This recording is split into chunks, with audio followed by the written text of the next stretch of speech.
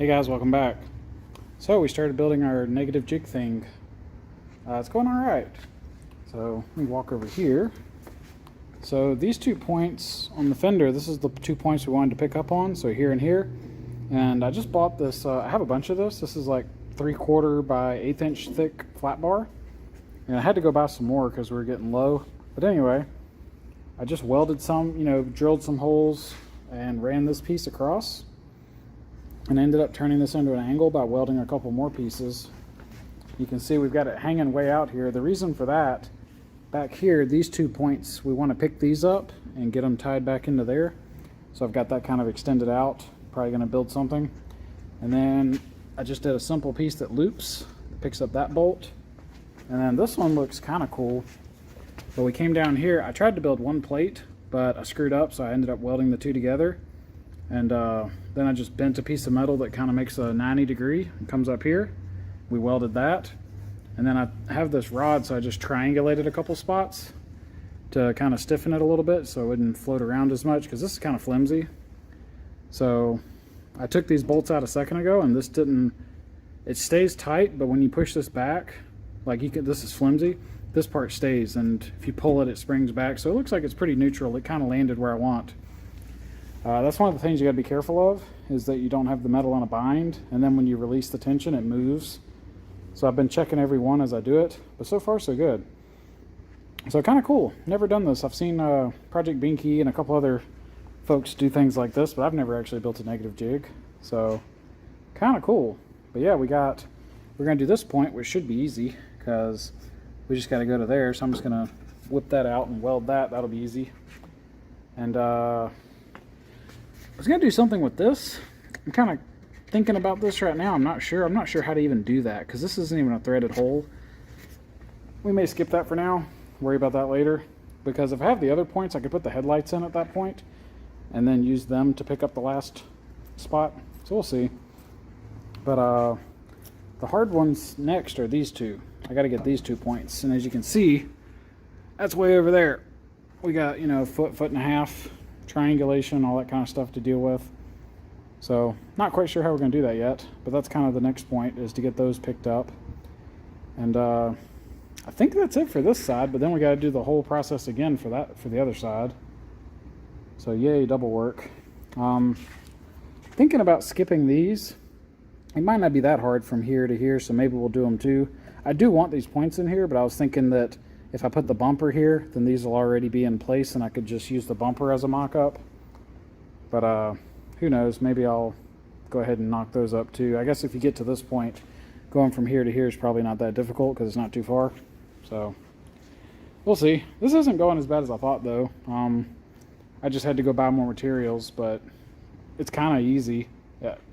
Hopefully these work. I've never had to build something off a negative jig either, so whole new learning experience. But guess we'll see. I'm gonna keep working on this. Okay, so we just got done building the first negative jig. This took a few hours. Had to go buy some materials. Went okay. Not too bad, but the welds are kind of ugly. I don't know. I think this welder, there's a couple things going on. I got the wrong gas, so that's kind of hurting me, and I got the wires a little too small. And I don't know what's up, but this thing just doesn't weld as good as even like a cheap Harbor Freight one. So probably time to get a new welder. But didn't feel like using the TIG. So got it kind of knocked out. This is kind of like the main piece that runs all the way forward. And then I showed y'all how we did that side piece over there. So we went ahead and added this tab, which, I mean, you can see how easy it is. Just, throwing some metal in there and tacking it up. And then we triangulated this piece to get over here. Took a few pieces here and there, but we got it. And these 2 holes. This was probably the hardest one, which you kind of expect because this is in like 3 dimensions and it's hanging way out there. So what happened with this one was, after I got some of the bracing on and everything was good. So basically every time I add a piece, I would loosen the bolts and see if this thing was wanting to go up or down or move around this way, etc. Or even twist like this, rotate. And it was always good until I did the very last piece, which is this one. I welded this little brace here, basically making this up piece kind of like a piece of angle iron. And when I did that, something moved a little bit, and I ended up having to put like a crescent wrench and just grab this and kind of twist and bend and tweak, and it worked. Eventually I got it, here, maybe I'll show y'all. Basically,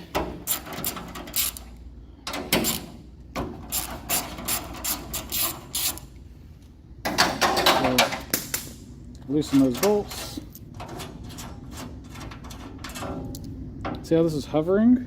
So watch.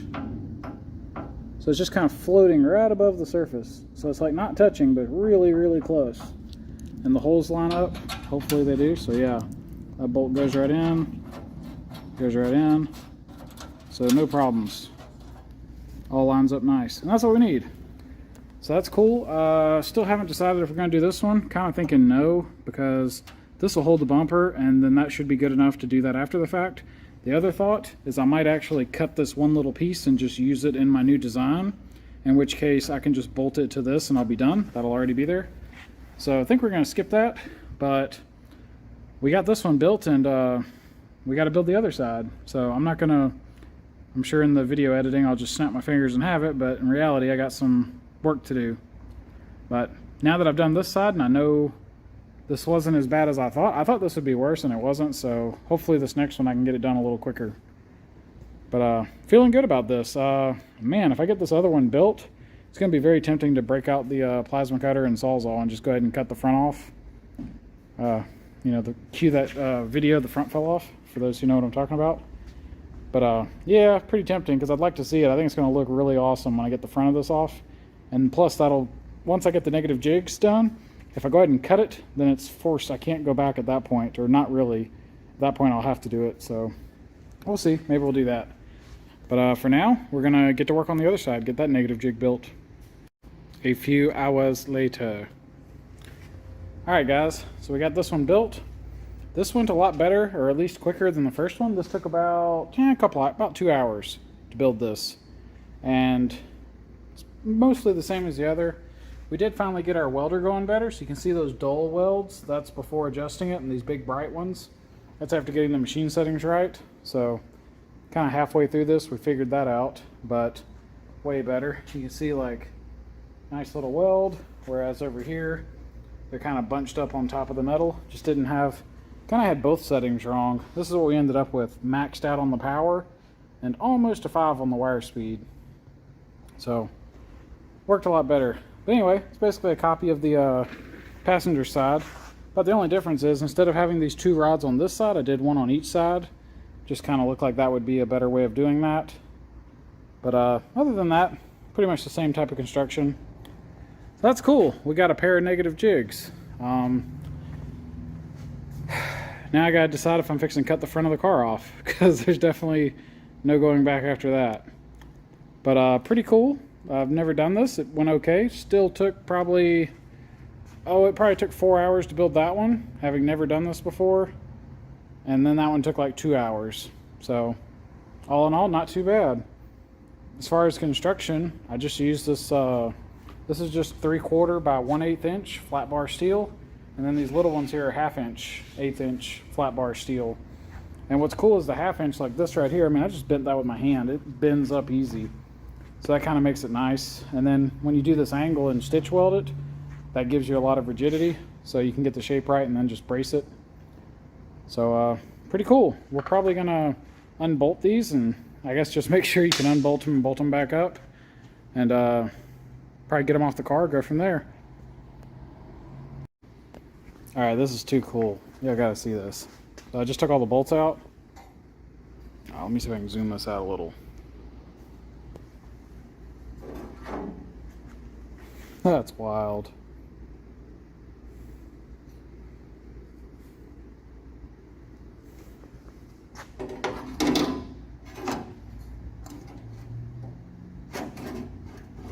Yeah, it's a little hard to line up. But roughly there. It's all your mounting points. That's so cool. Man. Just thought I'd show you guys that. That's awesome. Alright, so we just did a bunch of work. We're kind of sore. But we just pulled the front subframe and all the suspension mostly apart. So the only thing I didn't separate was the, I guess the upper ball joint from the knuckle, and, well, I don't care if it can stay in the control arm, but I didn't separate that yet. But I did the tie rods, both tie rods. I broke them trying to get them apart. So I've never had those out before. Funny enough, every time I've done the rack, I just left the old outer tie rods in and threaded them in and out. So gotta buy or find some, I think I might have some others, whatever. Fix that. But that was cool. Never had all of this completely apart. That upper bolt that holds the upper control arm, the big one there, I've never been able to get those out. And I probably just didn't have the right tools, but I got a big breaker bar a while back, and I ended up heating the first one and it came apart, and then the second one I just breaker barred it and it came apart. So pretty cool. That took, I'm sore, I was working really hard trying to get this knocked out. About to knock off for the night. But yep, all that's apart. We are getting very close to just having a shell. At this point, we just got a few brake lines, the steering column, gas pedal, brake pedal, master cylinder, reservoir, proportioning valve, booster, and looks like a throttle cable. I think that's about it. Mirrors, which are probably staying. But yeah, it's basically a shell. So that's cool. That's what we were wanting to get to. We're definitely knocking off because I'm tired, but the plan will be next time is I think we're going to chop the front of the car off. Kind of looking forward to it. I could probably do it tonight, but I'm kind of tired. I want to think this over one more night, and hopefully I'll feel more energetic in the morning. So, yep, overall, this is badass. Made a lot of progress today. I can definitely see after getting all this stuff out the type of work I want to do. Like, so you can see over here on the driver's side, that corner, I already cut it out, whereas like on the passenger side, it's all original. But you can see the way I cut it out, it's not pretty. But this was done because the motor and everything was in the car. So like some of these cuts are crooked and not super pretty, and I never boxed any of that back in, never painted any of it. This is, that's clearance for one turbo setup, and that's clearance for another turbo setup. So that little section's been hacked up in the past. So we're probably going to put something back to fix that. And one thing I'm thinking about doing is cutting this seam off, because it does all this like bend back and stuff. I might cut some of that and just like weld the edges. Same thing over here. And then of course here, I want to put some metal back to repair what's been done there. Kind of put that metal back, structural, and it'll look better. So yep, definitely going to trim that. Cut the front of the car off. There's going to be maybe a tiny bit of work around these strut towers. We'll see. I don't know how crazy we're going to get. I'm trying not to. Okay, yeah, I'm not really doing a very good job of limiting stuff, but yeah, it would probably sound crazy if I said I'm trying not to go crazy right now. I guess I am going crazy. But yeah, I want to get some weight off the front of this car. This is a big part of why we did this. So I got that front subframe out. It's not as heavy as I thought it would be, but I've got to go get a scale or something. I got to have some way of weighing stuff. But I've got a really bad, I really want to take like a bunch of drill bits to the subframe, because it's kind of obvious that some of this is way stronger than it needs to be, and it's just adding weight. One of the reasons I say that is this isn't a street car anymore, it's a race car, so I'm not going to be hitting big potholes and things like that. And I'm not, it's not going to see a hard life. So some of this is kind of obviously over strengthened more than it needs to be. So that's like another day. As much as I want to do it, I don't know if I'm going to do any of that now. I want to do everything, but the problem is if I do everything, I'm going to be here for the next 6 months working on stuff. So what I'm going to attempt to do is, if the part can be bolted back on the car and unbolted later, then just do that and don't modify it. But if it's the chassis, go ahead and do it now. And of course the justification is obvious. Do the chassis work, it's done, and then anything else I want to do, you can always take the car apart and do it later. So like this front subframe, kind of sucks pulling the front subframe because you got to pull the engine and the trans and all that, but let's be honest, it's a race car. I mean, you could have that out in half a day if you really wanted to just pull the front subframe. Not that I would, but if you really felt like you could pull this and take a few pounds out of it or something, then could do that. So we'll see.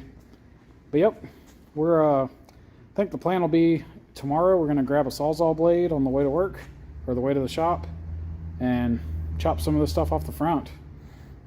it's going to be looking crazy when I get the front cut off of here. And not sure after that, we might actually go to the back of the car, because I want to do some work back here. It's kind of the same deal, is cut a bunch of the stuff out here that I don't need. So maybe that's what we'll do tomorrow. I already got all the stuff unbolted out of here, so yeah, we could just take a plasma cutter, grinder, sawzall, whatever, and just start cutting back here. So maybe that'll be the plan tomorrow, is just cut a bunch of metal off this tub, because a lot of metal that needs to come off. Got to get some of this weight down. We're I guess I'll say this. I don't know if I can pull this off. I'm hoping, I don't know if I can do this. I'm trying to hit 1,800 pound for the car. So fueled up, ready to race, no driver, but you know, the car fueled up, 1,800 pounds. Probably going to miss that mark. I really want to do 1,700, and like a stretch goal would be 1,600. But the only way I could do that, I would really have to spend every single part of this car. I'd have to modify right now to get the weight super low. And I don't have the, you know, it won't run for a year if I do that. But I don't know if this is even realistic, but I want to try to hit 1,800 pounds. That would definitely help. As far as getting the speed, you know, cutting weight on a race car, especially drag racing, that really does help. So that's what we're thinking, 1,800. So to pull that off, got a lot of work to do. You know, that's the only glass left. That's coming out. But yeah, a lot of metal is going to have to come out of this car. But that's going to be probably the next 10 episodes, is me removing metal. So anyway, till next time, y'all take it easy.